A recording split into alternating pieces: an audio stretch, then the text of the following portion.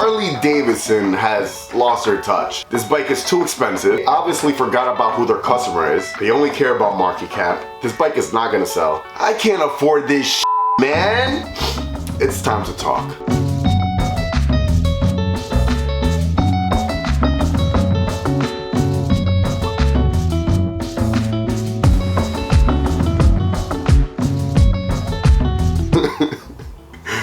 Everyone's throwing a fit over this.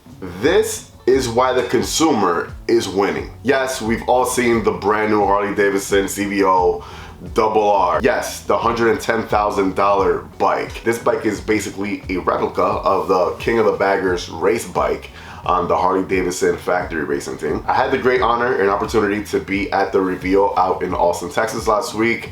I got great amount of footage on it. I learned a ton of stuff about the bike. So if you want to see that video going over all the details, all the parts and accessories are make this bike what it is, then I'm gonna be linking that video at the end so you guys can take a look at that. A lot of great stuff, a lot of great information. But that's not what we're here to talk about today. Today we're gonna be talking about why everyone is throwing a fit over this bike. Yeah, I posted a video yesterday and then I posted something else on Instagram. And the amount of feedback that I was reading through everything, I made sure to read through everything, it was insane. Now, I am not saying that you guys are wrong for having that mindset.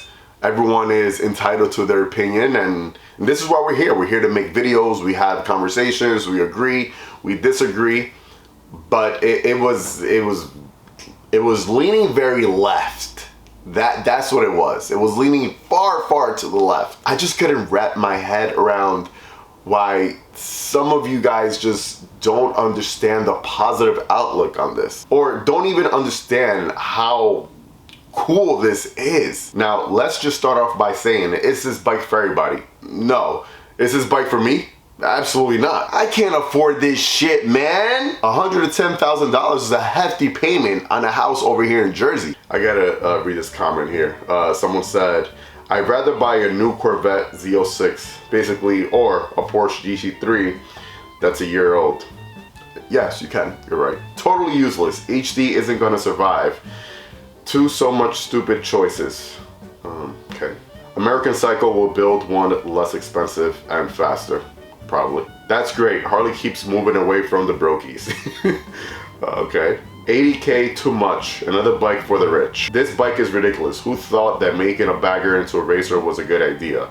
Baggers are for touring and sport bikes are for racing. A 19K Yamaha R1 will still smoke this 110K bike. You're absolutely right. It will smoke it, but the fact that these bikes are not meant for racing and they do race in them, that's the cool factor about it. Harley Davidson CEO must be on medication at 110K. Seems like a lot of money for a second place bike, and he keeps winning. It's back and forth actually. One year they won, the other year this one. Yeah. Why focus on making cool bikes for the masses to expand sales and the market when we can waste time and money on stupid bikes like this instead? Okay. I love Harley, but not for that price. Rather buy a Ducati and would be less cheaper than this. I could go on and read the rest of the comments. There's a ton. There's actually 130 comments on that video. Yes, here is the thing. This bike isn't made for the average person. This bike isn't made for me. This bike isn't made for most of you. I'm sorry, it is what it is. This is a very limited bike. They're making 131 of them. Yes, they all will sell. This bike is made for these people who have deep pockets, who $110,000 isn't much to them. That'll be like us buying a $5,000 Royal Enfield. The people who this bike is made for are people who don't care about money. And that's why it's a very limited quantity. They made 131 of them. Yes, the 131 motor, 131, so they made 131 of them. Fun fact. Now let's also get something straight. I'm not here to kind of sell you on this. You could have your own thought. I'm not here backing up Harley Davidson and hoorah and standing up for whatever it is they're doing. No, that's not me. I'm just putting my 2 cents together. And what I'm doing today is just expressing why this is really cool. A lot of you guys keep comparing Harley Davidsons to sport bikes and other bikes that are faster at a cheaper price. These bikes aren't really made for speed. That's not what Harley Davidson is about. In the last few years, performance has become a crazy thing because of King of the Baggers. These bikes, these baggers are not meant to be on racetracks. They're not. But the fact that they are, and there's a huge culture now behind this, that's what's cool. They made something out of nothing. Oh, look at my King of the Baggers hat. I got this at the last race in Jersey 2 years back. That is sick. That's what a lot of you guys don't understand. They don't have to make race bikes. They didn't have to make this bike at all. But the fact that the company, the fact that the race team is the one mainly behind this. The fact that they said, you know what, let's build a replica of our race bike and let's sell it. There's one important factor that you're missing right here. And it's the factor that makes us win. Making this bike helps us get all these cool parts. Right now, all these parts that are on this bike are not available to us. They're just strictly for this bike. But the fact that they're making this bike a replica of their race bike, all of these parts and accessories are going to be trickling down within a year, 2 or 3 years to regular, more affordable bikes like the baggers that are on the market at the moment. Someone's going to say right now, this guy said affordable, $25,000 bike, well, $30,000 bike, that's not affordable. Well, it is what it is. Harley Davidson is a luxury brand. Harley Davidson is not a brand here just to make $5,000 bikes. It is what it is. It's a luxury brand at this point. Was it at one time? No. Is it now? Yes, and that's what it is. If you want to buy a cheap Harley Davidson, they have them. You can buy the Nightster right now for $10,000. But guess what? Nobody's buying them. You complain about having cheaper options, but they're not being bought. The ones that are being bought are the baggers or the high-end softails. We need to get out of this realm where we think that the circle that we revolve around is the rest of the world. There's a lot out there beyond your circle. Have different jobs, different stems of income.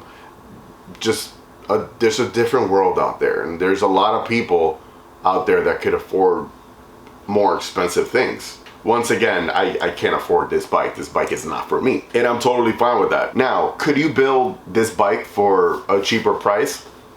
Probably yes. Is it gonna look as good? No. Is it gonna have all the high-end parts that this one has?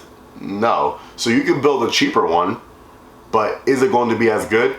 I highly doubt it. The whole body of this bike is basically all carbon fiber. Just in the carbon fiber alone, you're looking at 25 grand on this bike. Well, let's take the bike first, because let's just take a regular Road Glide. Let's just say it's $25,000. We're gonna add another $25,000 in carbon fiber. That special swing arm that they did just for this bike is worth probably around 4 to 5 grand. Let's just say 4,500. It has that 131 in it. That's an additional, let's just say 6 grand. The billet parts that are on this bike, you could probably add it up to 4 or 5 grand.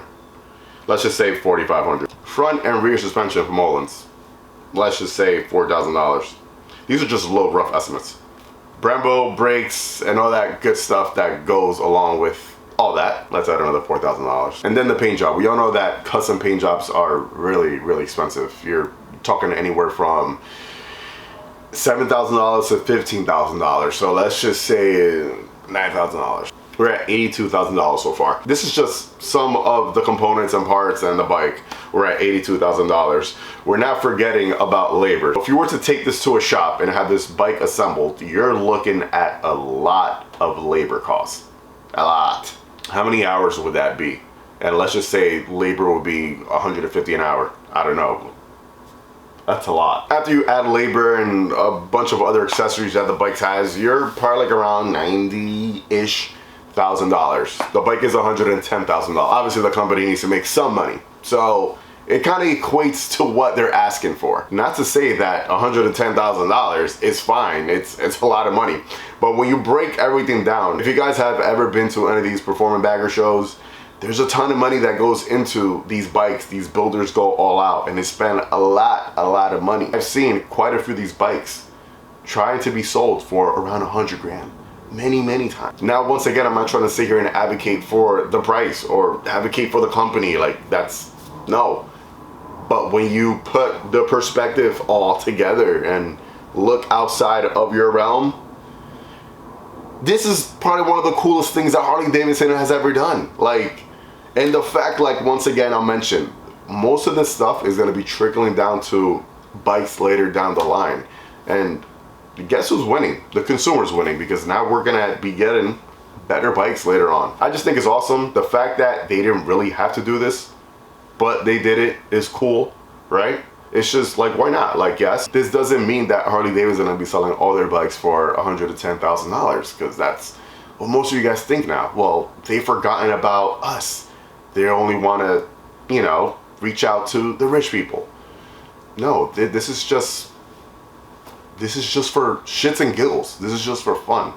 And then going back to some of those comments where people were like, well, I could get this, I could get a GTR, I could buy this car, that's a down payment for this, or whatever. Let's not forget that Bugatti makes a car that's $1 million, and people still buy it. McLaren makes $500,000 cars, and people still buy it. Ferrari and Lamborghini make $300,000 to $1 million cars, and people still buy them. There's a bike for everybody, there's a car for everybody. I think this whole project is awesome. I cannot wait to see what else is going to be coming after this.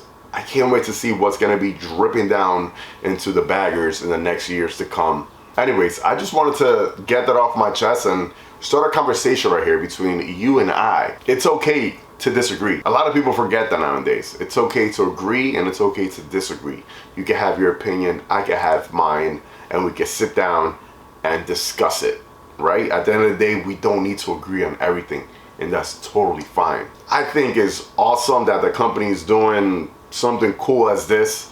It's an offering that's not for me, but I appreciate it. That's all it is.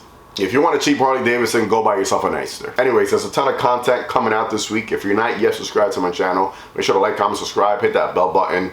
There is a double R video that I had full hands-on and looking at the bike and everything, and that was awesome. So watch that video, great experience. There's a video for the brand new Lowrider ST that was out. There's a video on the brand new Street Bob that's gonna be releasing this Friday, and a ton of other stuff coming out, new stuff, fun stuff. So subscribe and don't miss out on the fun.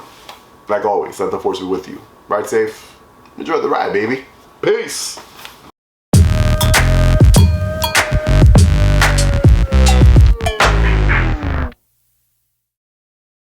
I'm having a field day reading all these comments. Ah, Harley Davidson, what have you done?